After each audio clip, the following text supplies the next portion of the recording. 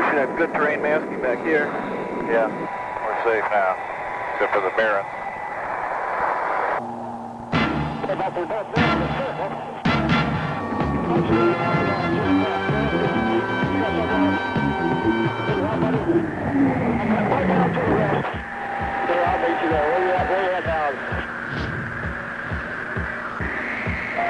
Everybody's coming back in from the north. Boat check north of you now for about an hour and a half.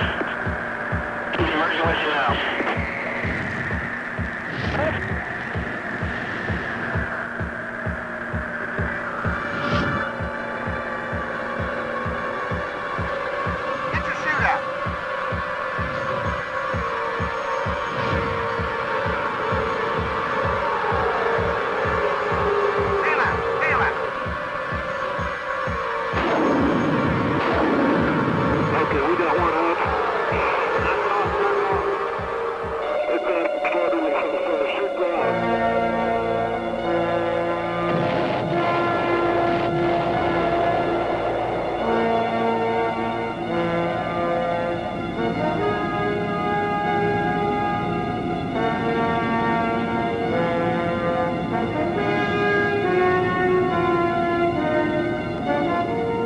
Although these crew members did get out, this could have been the last few seconds in the lives of an F-4 crew. Moments before they were faced with a most critical decision, when to eject from their out-of-control aircraft. A delay in making this decision, for whatever reason, may well have cost them the opportunity to make a successful escape and added 2 more statistics to the ever-growing number of Air Force aircraft fatalities. Fatalities that shouldn't, but continue to happen. Since the first aircraft ejection in August 1949, there have been 4,600 air crewmen who have punched out. Of these, 82% were successful. Yet, if we concentrate on the ejection survival rate for the last 5 years, we see a less optimistic picture. Here, the survival rate average drops to 75%. Accident analysis reveals that the majority of these fatalities were not due to mechanical problems, failure of the egress system, or improper parachute landing technique. Rather, they were the direct result of delayed ejection. The Air Force Inspection and Safety Center is well aware of this problem. During the past several years, we at the Air Force Inspection and Safety Center have noted a gradual but steady increase in our ejection fatalities. This has been in spite of the fact that we're making constant improvements to our systems. Single motion initiation, rocket catapults, automatic opening lap belts, ballistic powered inertia reels, seat man separators, seat stabilization devices, force deployed parachutes, and automatically deployed survival kits are just some of the improvements which were designed to facilitate crew members' escape. Some of our newer aircraft, such as the A-10, the F-15, and the F-16, are equipped with the new ACES 2 ejection seats that even surpass our other highly refined escape systems. There is some evidence that tends to suggest that many air crew members interpret escape system improvements as being additional time to overcome an emergency. This, of course, is not why escape systems are improved. They are improved to give crew members a better chance to escape. Yet, in spite of the many safety improvements, escape technology is still having a hard time keeping pace with the demands placed upon it by improved aircraft performance, more complex missions, and more low-level flying now required in the current training environment. There must be time for the ejection sequence to fully operate prior to ground impact. Therefore, delaying the decision to leave the out-of-control aircraft is and has been the single most critical factor in determining the success or failure of in-flight escape. This is borne out by the high fatality rate in escape attempts outside the performance envelope of the system, at low altitudes, particularly below 500 feet. No matter how good the escape system, you've got to give it time to work. As flight surgeon at the Safety Center, I've reviewed many accident reports involving the delayed ejection, and they always illustrate at least 2 points. One, these seats require a finite amount of time to work. For example, depending upon the airspeed, the rear seat out of the F-4 requires 4 or 5 seconds from initiation to full parachute, and the front seat takes a second longer. And second, these systems were not designed to overcome the horrendous sink rates generated by aircraft out of control, which may exceed 600 feet per second. There's a good reason for those mandatory bailout altitudes. You just don't have much time. Not long ago, an F-4 crew was defending during a similar air combat tactics engagement, and while pressing to defeat his attacker, the young pilot departed his aircraft at roughly 8,000 to 9,000 feet AGL above an overcast. Now, he had a reputation as being an aggressive, up-and-coming good stick, and he tried hard to salvage his mistake. But apparently, he got a secondary stall to avoid going in the overcast, and in they went. While passing through the overcast, perhaps they became disoriented. We'll never know for sure. But one thing for certain is that both he and his Wizzo lost awareness for how fast that aircraft was really coming down. We have indications that that aircraft dropped the 8,000 or 9,000 feet in less than 16 seconds and possibly as little as 11 seconds for an average sink rate of between 500 and 700 feet per second. When it passed through 4,000 feet AGL, still unrecovered, it was going to crash and was fuel to stay with it. But when the aircraft broke through the bottom of that 1,500-foot overcast, with them still aboard, they were both dead men. The Wizzo did initiate a dual-sequenced ejection at something around 1,000 AGL, but barely achieved man-seat separation when he hit the ground. Amazingly, though the impact broke his thigh, that's not what killed him. He burned to death in the fireball. Making the ejection decision in a wartime environment does not seem to be a problem. We know from our experience in Southeast Asia that there was little reluctance for crew members to go out of a battle-damaged aircraft. Their decisions were made quickly, almost automatically, without hesitation. As a result, there was a 95% survival rate. Yet in peacetime, the decision to eject from a disabled aircraft is not always an easy one to make. In-depth analysis of aircraft accidents reveals that a number of psychological factors may be deeply involved in the decision. One expert with insight into this very complex problem is Mr. Rudy Delgado, Egress Systems Safety Manager at the Air Force Inspection and Safety Center. These are some of the other recorded reasons for delaying the ejection decision. Besides this, we think there's other things such as stigma, ego involvement, peer pressure, and command emphasis that tend to argue against a timely escape decision. However, in my opinion, the single most important element in delayed ejection is lack of situation awareness. That is, the pilot becoming so engrossed in trying to overcome his problem that he loses awareness of the overall situation, such as altitude above the ground, the recovery envelope of the aircraft, or the safe escape envelope. This usually results in a late ejection attempt or no ejection attempt at all. Situation awareness played an important role in a number of recent successful ejections.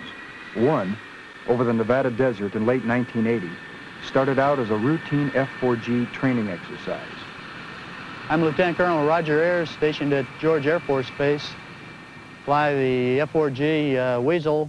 On the 17th of December, we were up at Tonopah Electronic Warfare Range as I completed a strike shot on one of the emitters up there. Got a blink of master caution light. Started to climb out, and the entire caution panel had failed. As I checked the utility hydraulic pressure, it was down to 0. All other engine instruments read normally. Climbed up, leveled off at about 13,000 feet and 350 knots.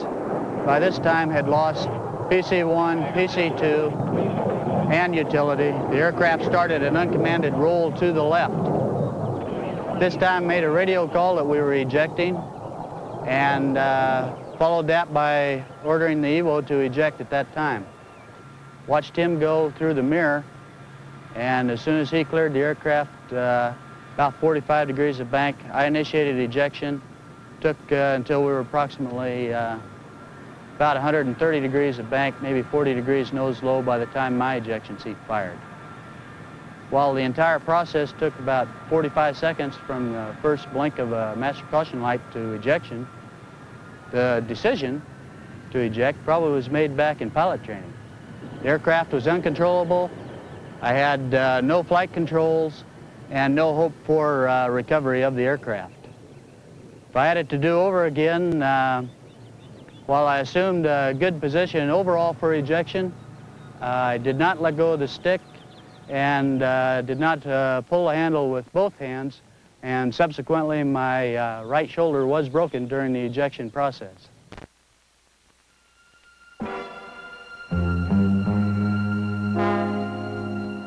While a T-38 flight crew was practicing landing procedures at a Midwestern base, the pilot and her instructor experienced a right engine failure. I'm Lieutenant Julie Thee. As a student pilot, I was recently involved in an emergency in a T-38 aircraft at my home base.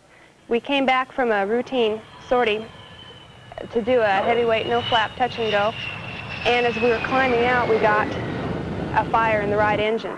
We shut the engine down, but the fire burned through the control cables that led to the stabilator, and we had no pitch control. About that time, my instructor said it was time to get out of the aircraft. I said, okay, looked down and pulled my hand grips up and waited to hear him go behind me. Heard the boom, I squeezed my triggers, and that was the end of it. It was not nearly as scary as I'd always thought it would be. I'd been really bad in aerospace physiology training. I just hated parachute landing falls, and I was terrified of ever having to eject. I thought I'd never have to do it. But when it came time to do it, my instructor pulled me through. If I'd been solo, I think I would have thought about it a lot longer. But my instructor was so calm about it that it didn't leave me any second thoughts. I just squeezed the triggers and went. And it didn't hurt. Everything worked just like it was supposed to. I know if I was ever in a situation like that again, I wouldn't hesitate for a second to pull the triggers because it works like it's supposed to and it doesn't hurt. Over the California desert, an A-10 was test-firing ammunition with a new flash suppressant. Lieutenant Colonel Rusty Gideon was piloting the aircraft and can relate what happened. About 3 years ago, I was involved in a flight test mission out of Edwards Air Force Base in an A-10, during which some problems developed which caused me to have to bail out. The problem was a double-engine compressor stall, which led to a double-engine overtemperature, and then I shut both engines down, attempted to cool them down so that I could then restart them. However, ran out of altitude before having completed that full sequence, so I had to bail out. I've always thought that it's sometimes difficult, sometimes easy to make an ejection decision. The easy ones are when your wing gets shot off, or your engine blows up, or your flight controls lock up. It's pretty self-evident that it's time to leave the aircraft. There's other times when the pilot hopes he can salvage the situation, or he hopes things are going to get a little bit better. But by waiting that extra moment, it's certainly possible that you're going to put yourself out of the ejection envelope. In my case, there was some question in my mind as I descended through what appeared to me to be 2,000 feet, because I had actually seen one of the engines light off and begin its start cycle. However, I've never regretted the decision to bail out when I did, because I'm still not sure that it would have lit off and that it would have provided the amount of thrust I would have needed to recover the airplane. As far as the ride in the parachute, it was a little bit violent at first. It takes about 2 seconds from the time you pull the handle until you're in the chute. Then it was very quiet, and once my senses caught up with what was happening to me, it felt very comfortable. I'd been there before numerous times during the training, and the rest of the ride down was very comfortable. While conducting high angle of attack tests on an F-111, another pilot was faced with an ejection decision. I'm Colonel Pete Winters. We were conducting high angle of attack testing on the F-111. On this particular day, we were conducting accelerated stalls at 35,000 feet to check the departure characteristics of the airplane.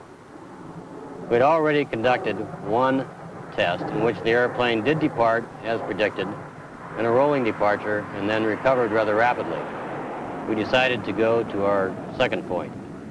The second point was an accelerated stall, 2Gs. The airplane departed as predicted, but then went immediately into a spin. I applied the recovery controls, and the airplane started to recover. We thought we were going to make it. but we were coming down very rapidly and passed through our spin chute altitude of 22,000 feet. I deployed the spin chute as briefed, and the spin chute came off in the maneuver. Now things weren't going as predicted. Both engines were stagnated. As we passed through our ejection altitude, and my chase pilot yelled for me to eject, which I did after very little thought. I don't believe that up to that point I'd even thought about ejecting. Because the airplane was highly instrumented, we went back after the accident to determine how much time we had. We calculated 3 seconds. If we'd waited another 3 seconds, the chute would not have opened prior to hitting the ground. I don't know that I would have made that ejection decision in those 3 seconds if my chase pilot had not assisted me and yelled for me to eject. I was highly trained and prepared for my mission. I was prepared for the departure. I was not prepared for the violent recovery maneuver and the spin chute coming off. I don't know that if I departed in an operational world, if I could have made that decision to eject. It's important to know when it is that you want to eject and then abide by that decision while you're in the air. Even the crews of our newest aircraft models, the F-15 and F-16, have experienced unexpected ejection situations. The idea of ejecting never occurred to one F-16 pilot until he saw how close he was to the ground. I'm Major Paul Rossetti. We were flying at low altitude on an F-16 operational test mission when I looked over my shoulder and saw an aggressor aircraft attacking my element. We made a defensive turn. After that, I made a wing rock. Shortly following the wing rock, my airplane pitched up violently and went into a falling leaf maneuver. I was surprised. I immediately focused all my attention on trying to fly the airplane back under control. After 3 or 4 oscillations, the nose pitched down, then it pitched back up again. At that point, I checked my altimeter and was reading close to target elevation. I then looked out the window, got a close-up on a cactus, and decided it was time to eject. The ejection occurred about 700 feet AGL, about 5 seconds after going out of control. The aircraft was in a very high sink rate at that time. It impacted the ground about 4 seconds after I ejected, and the 4,500 pounds of fuel on board made a fairly sizable fireball. I was forced to make a 4-line jettison and steer my chute to miss the fireball. If I had waited another 2 or 3 seconds, if I had not had any prior parachute knowledge, or if I had a less capable seat, I would not have cleared the fireball. 4 thoughts on my ejection. Firstly, when the aircraft pitched out of control, I did not even consider the option of ejecting, even though I knew I was at very low altitude. Secondly, I did not realize that the aircraft was not going to make it until the nose pitched down, back up again, and I looked out at the ground. Once I had made up my mind the aircraft was not going to make it and I'd written off the aircraft, only then did I turn to the question of survival. And finally, things happen a lot quicker than you think you're going to.